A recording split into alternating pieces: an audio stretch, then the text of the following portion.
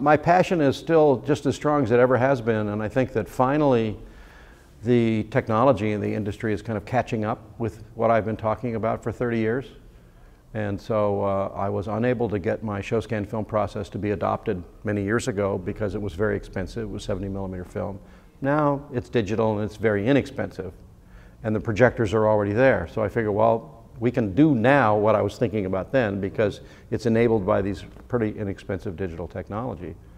So that's my personal passion, to make movies that are very immersive and participatory. That's not for everybody.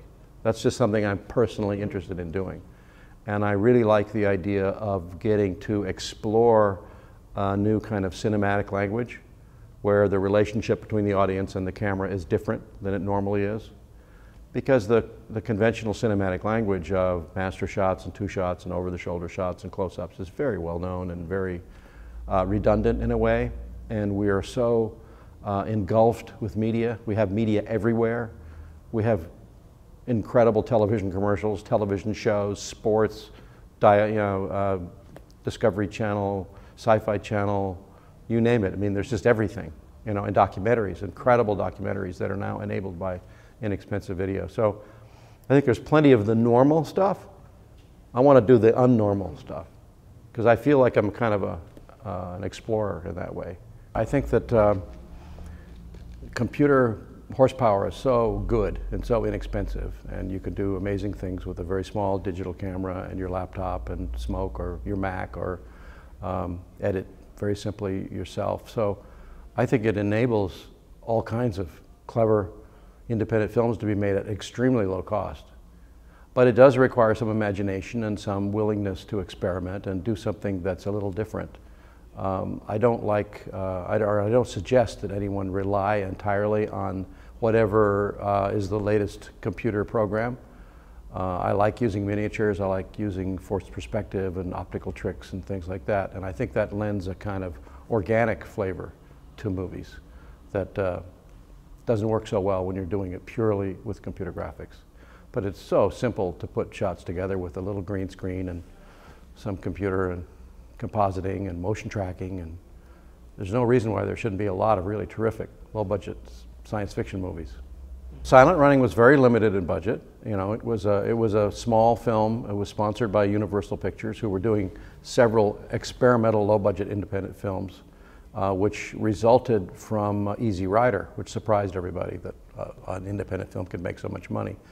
So I had tremendous freedom to do pretty much whatever I wanted. I did almost all the work on Silent Running, not all of it, but most of it with students and interns and people that I found at Long Beach State College, and young artists and designers and industrial designers, people like that, young photographers, and my friend Richard Jurisic, who helped out a lot with the animation effects. And but the miniatures were all built by a combination of students, and some of the people we were trying to hire as bilateral amputees actually worked in the miniature department. The creative process was that we were just in a very small kind of a warehouse building that wasn't very spectacular. It wasn't a movie studio, and we had very little space. But with a little ingenuity and building miniatures and lighting them and photographing them and building, like we built the front projection machine for Silent Running, which was a very small projector, and we used the same techniques as 2001, but for a tiny fraction of the cost. And so it gave the movie a very big look with a very small sets. And we rented this aircraft carrier from the Navy for a very small amount of money, a few $100s a week for a whole aircraft carrier. And it just worked great. You just have to use ingenuity. There's always some way to cleverly modify some existing thing or paint something, or I would make the movie just the same way today. No, I don't think everybody needs higher frame rates. I'm just particularly interested in that because my career has always been about immersive cinema, the whole idea that a movie could be very real and very involving and participatory, almost like a theme park ride or an illusion of some kind. So that's been my personal interest. I don't recommend that for everyone.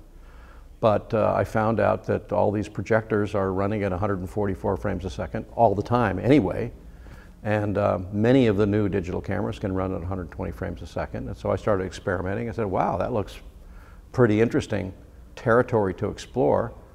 And it's just more data, and data is pretty inexpensive. So I figured, let's give it a try. So we're experimenting with making films in this new way, to show it in a new way on a different kind of screen, and see if anybody's interested. I have no idea. Digital technology is so amazing that you can shoot live actors, and I love working with actors. You can shoot the actors and put them into any environment instantaneously. Any set, any location, any spaceship, any mine shaft, you name it. And so I'm toying with this idea that maybe you could make a movie with no sets or no locations. It's just a cast on an empty stage. It's not a totally new idea, but I'm taking it to an extreme. And I'm exploring this high frame rate process, which is very participatory.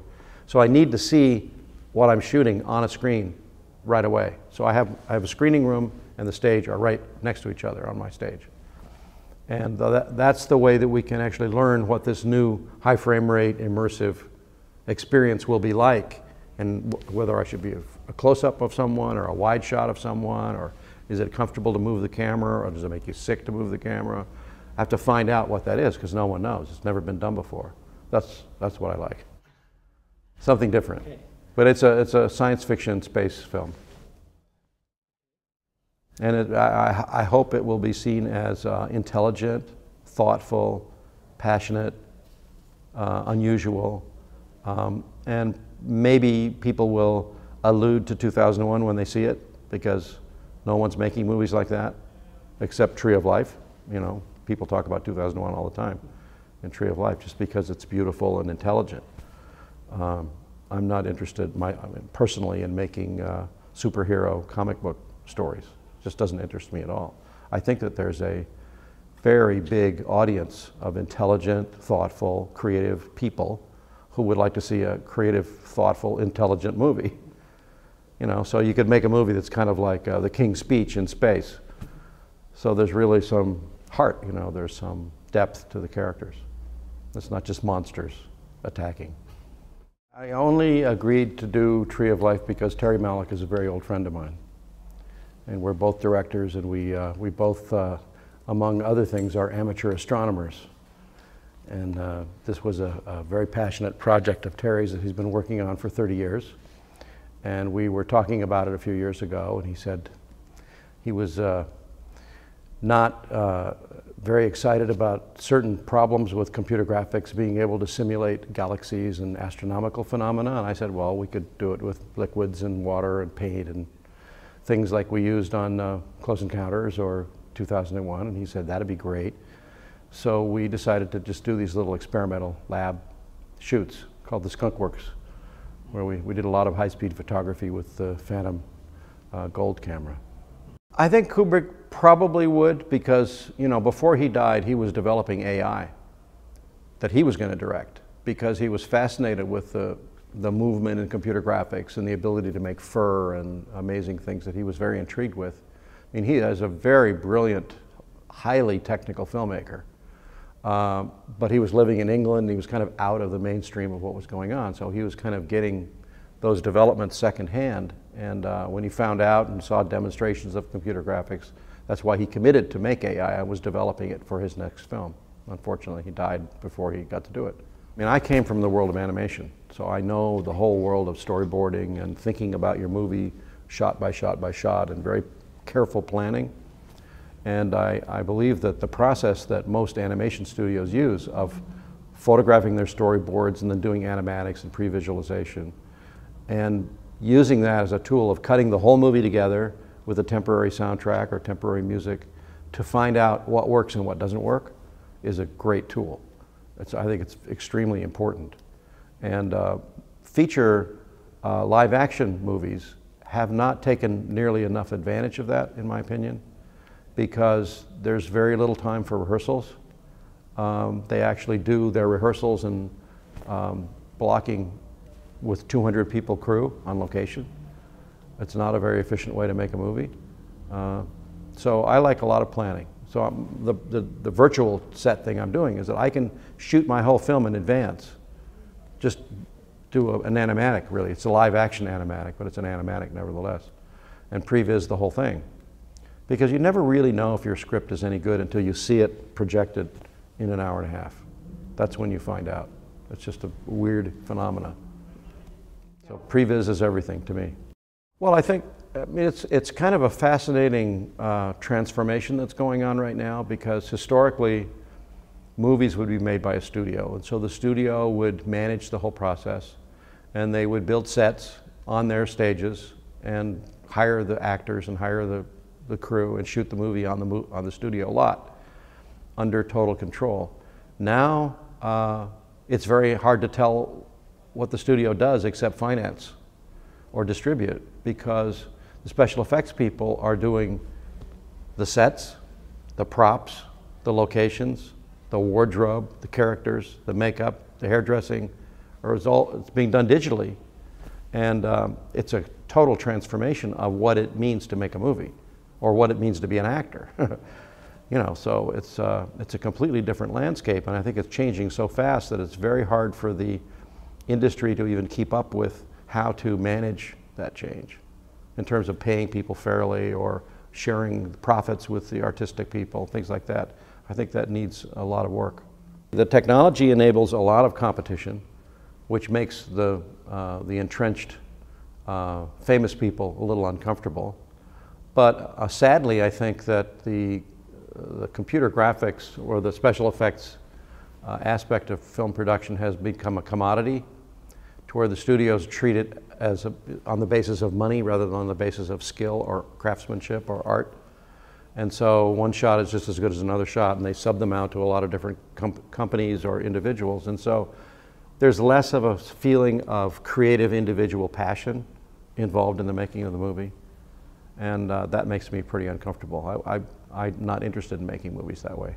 No, I'm saying that globalization is fine, but if I'm making a movie and I have a company in Mumbai making 100 shots, and a company in England doing 100 shots, and a company in Vancouver doing 100 shots, and a company in Albuquerque making 100 shots, that's a commodity. It's like, I don't care. It's like, just give me my shots. And I like to be personally involved in all the aspects of it. So I much prefer the kind of the old style of having a small studio with a small group of people that all know each other and work together and do something that they're really passionate about, and try to bring some kind of visual spectacle to it that is more than a commodity. It has to be really special.